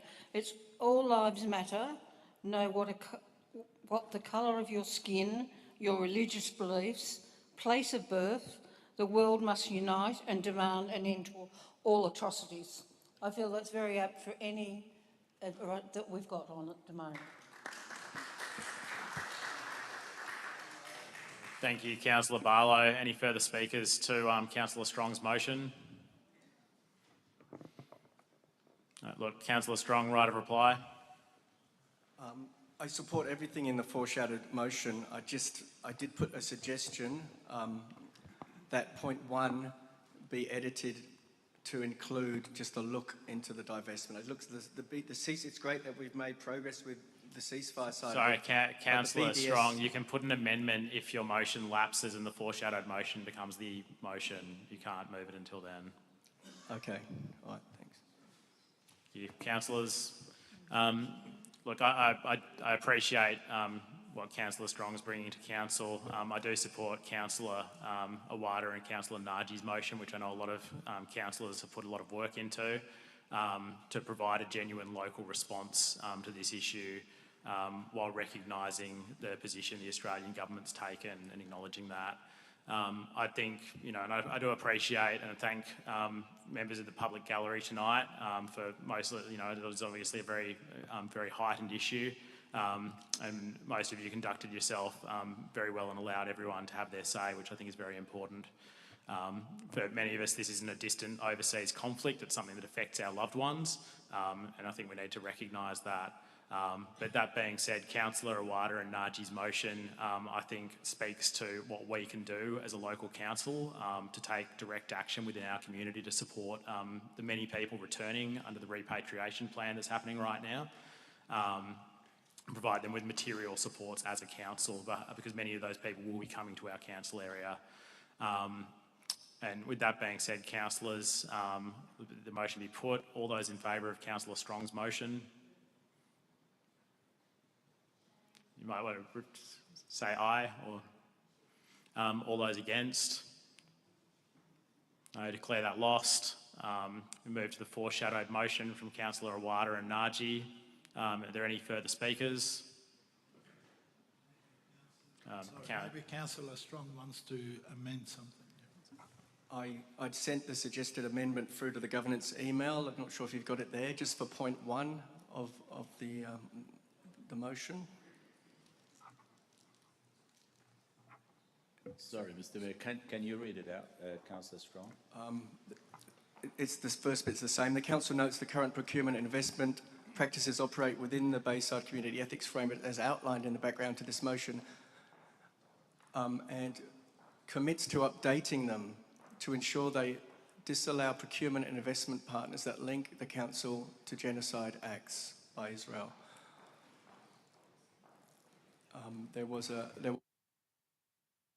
Part 2, that council will review our list of procurement investment partners and prepare to report to inform the council residents of which of these companies are on the BDS targeted boycott and divestment list. A broader report in reference to the United Nations audit of companies complicit in genocide in Palestine, and correspond with the SSRSC and LG Procurement proposing a review of ethics guidelines for the sector. The report will be delivered to council progressively to first provide us with information from A and then B once the information is fully available. This review may be done in collaboration with the SSRSC where there is a skill or labour gap. Thank you. Do we have a seconder for Councillor Strong's amendments? Councillor Douglas. Are there any further speakers to the amendment? I just want to quickly say that I think that generally speaking, I'm quite proud of us as a council for all the thought and consideration that's come before in the original motion, the foreshadowed motion and the amendments. I think it shows great compassion for our community, locally and internationally. So whatever the outcome is tonight, I think we've come a long way since last year as a council, and it's a good way to start as a council.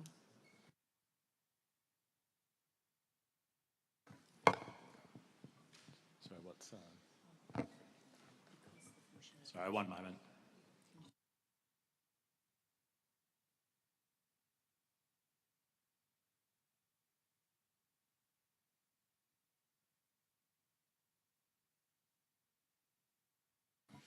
All right, sorry about that, councillors. Are there any further speakers to Councillor Strong's amendment? Councillor Barlow. Just a question on, is it permissible? I thought with the procurement, the local government has regulations they have to follow. They can't just go off on a tangent. So is this achievable, or is it going to cost too much money? I think some of it, I don't even know if we're allowed to do it. That's what my concern is, that we had a briefing last week about our finances, and I really feel that it's got to be, we've got to look at it and possibly just have that part of it deferred, but I don't know if it's permissible with the way the local government acts, controls things.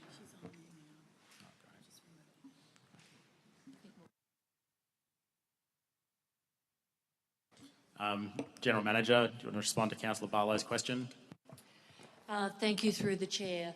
I think what the next step will be is that council staff will examine the amendments to the foreshadowed motion and we'll be able to come back to council with some initial responses. We've already done some of that auditing, and if there is a requirement to do more detailed and comprehensive investigation, we'll certainly be able to advise you of what the scope of that looks like.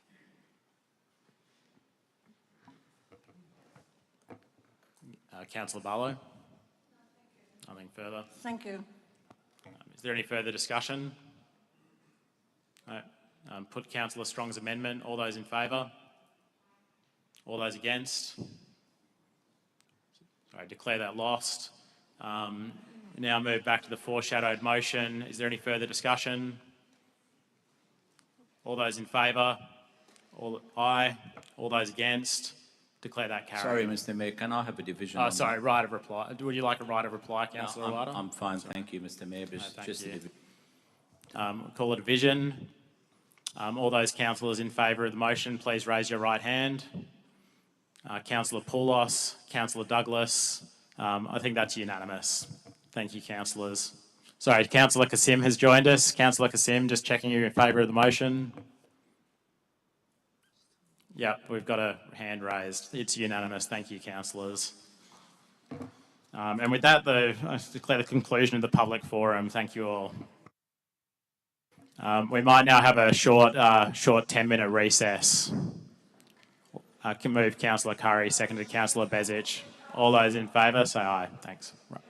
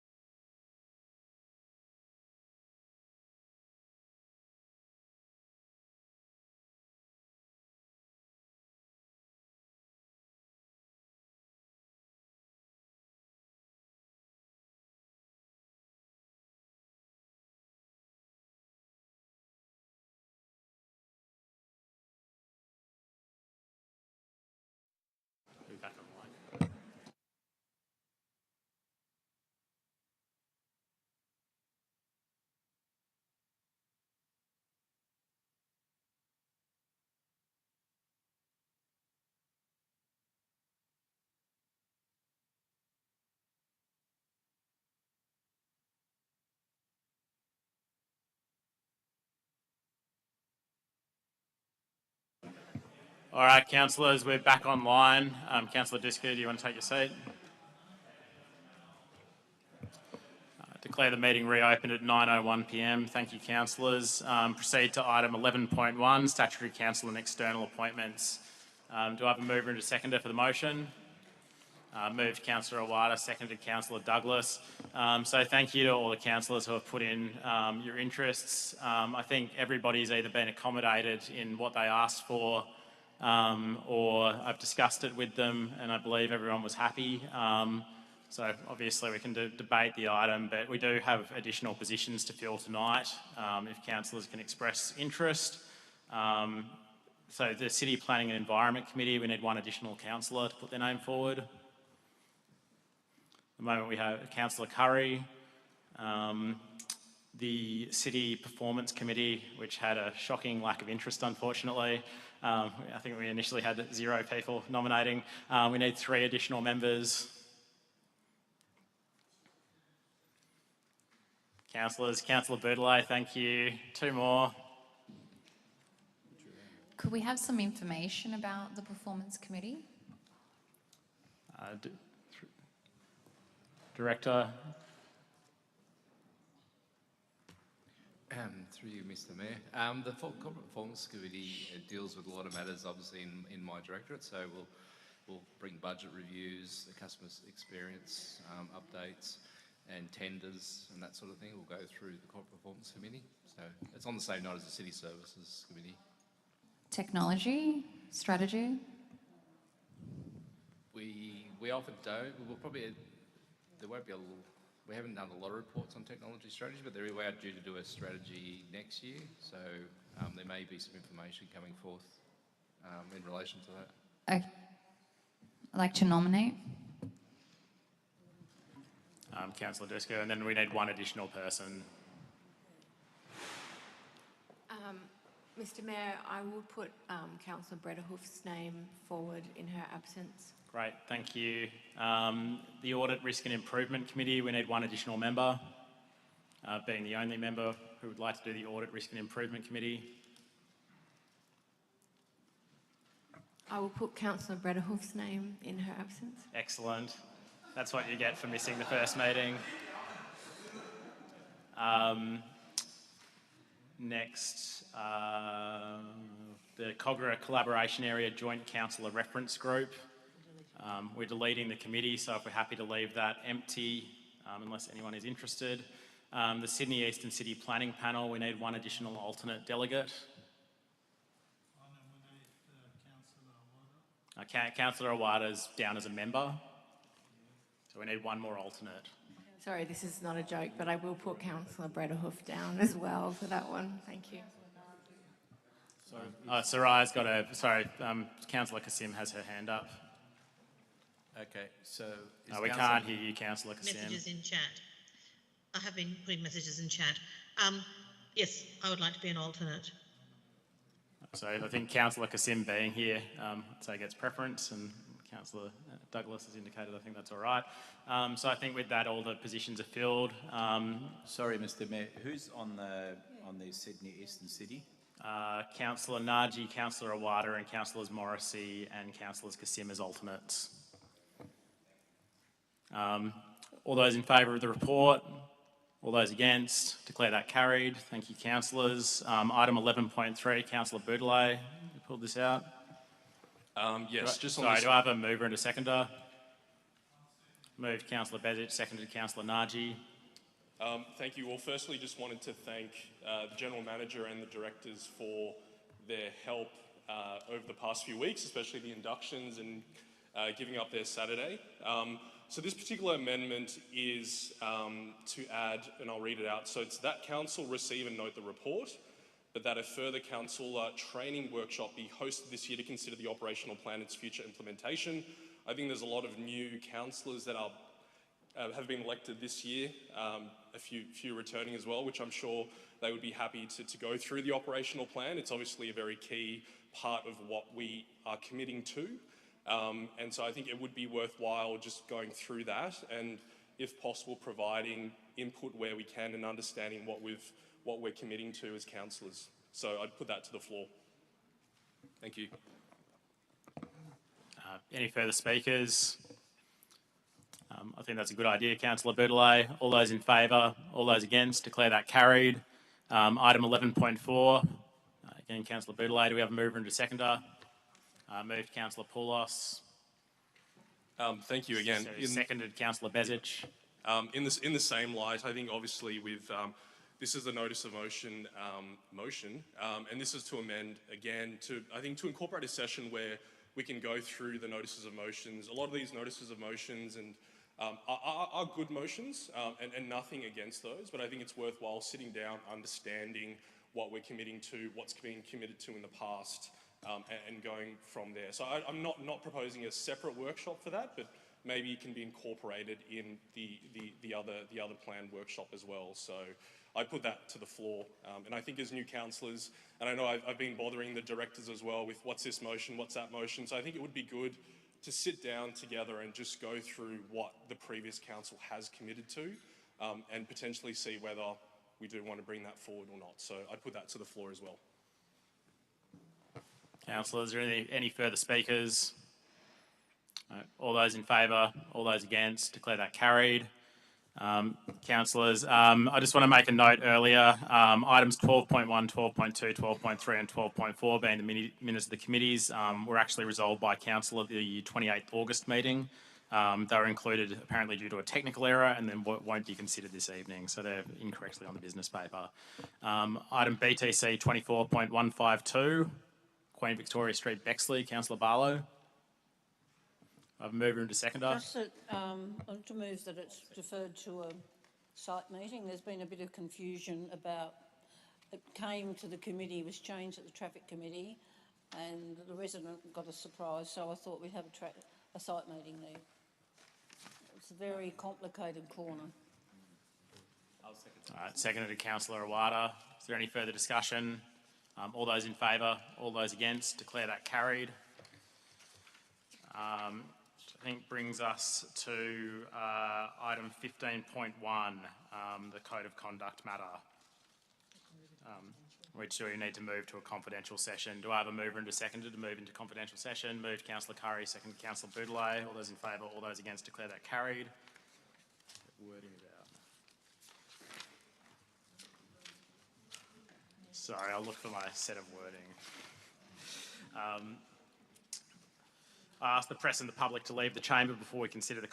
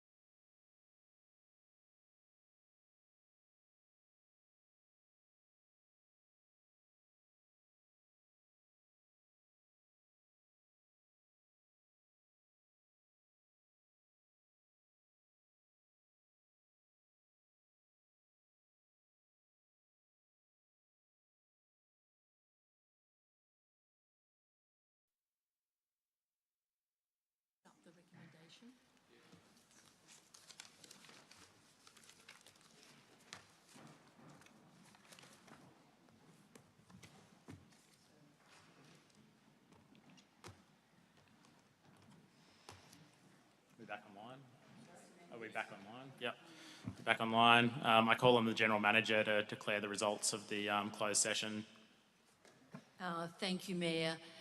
Council resolved that its original motion be retained and not overturned, and that the reasons be provided to the Office of Local Government as per the report.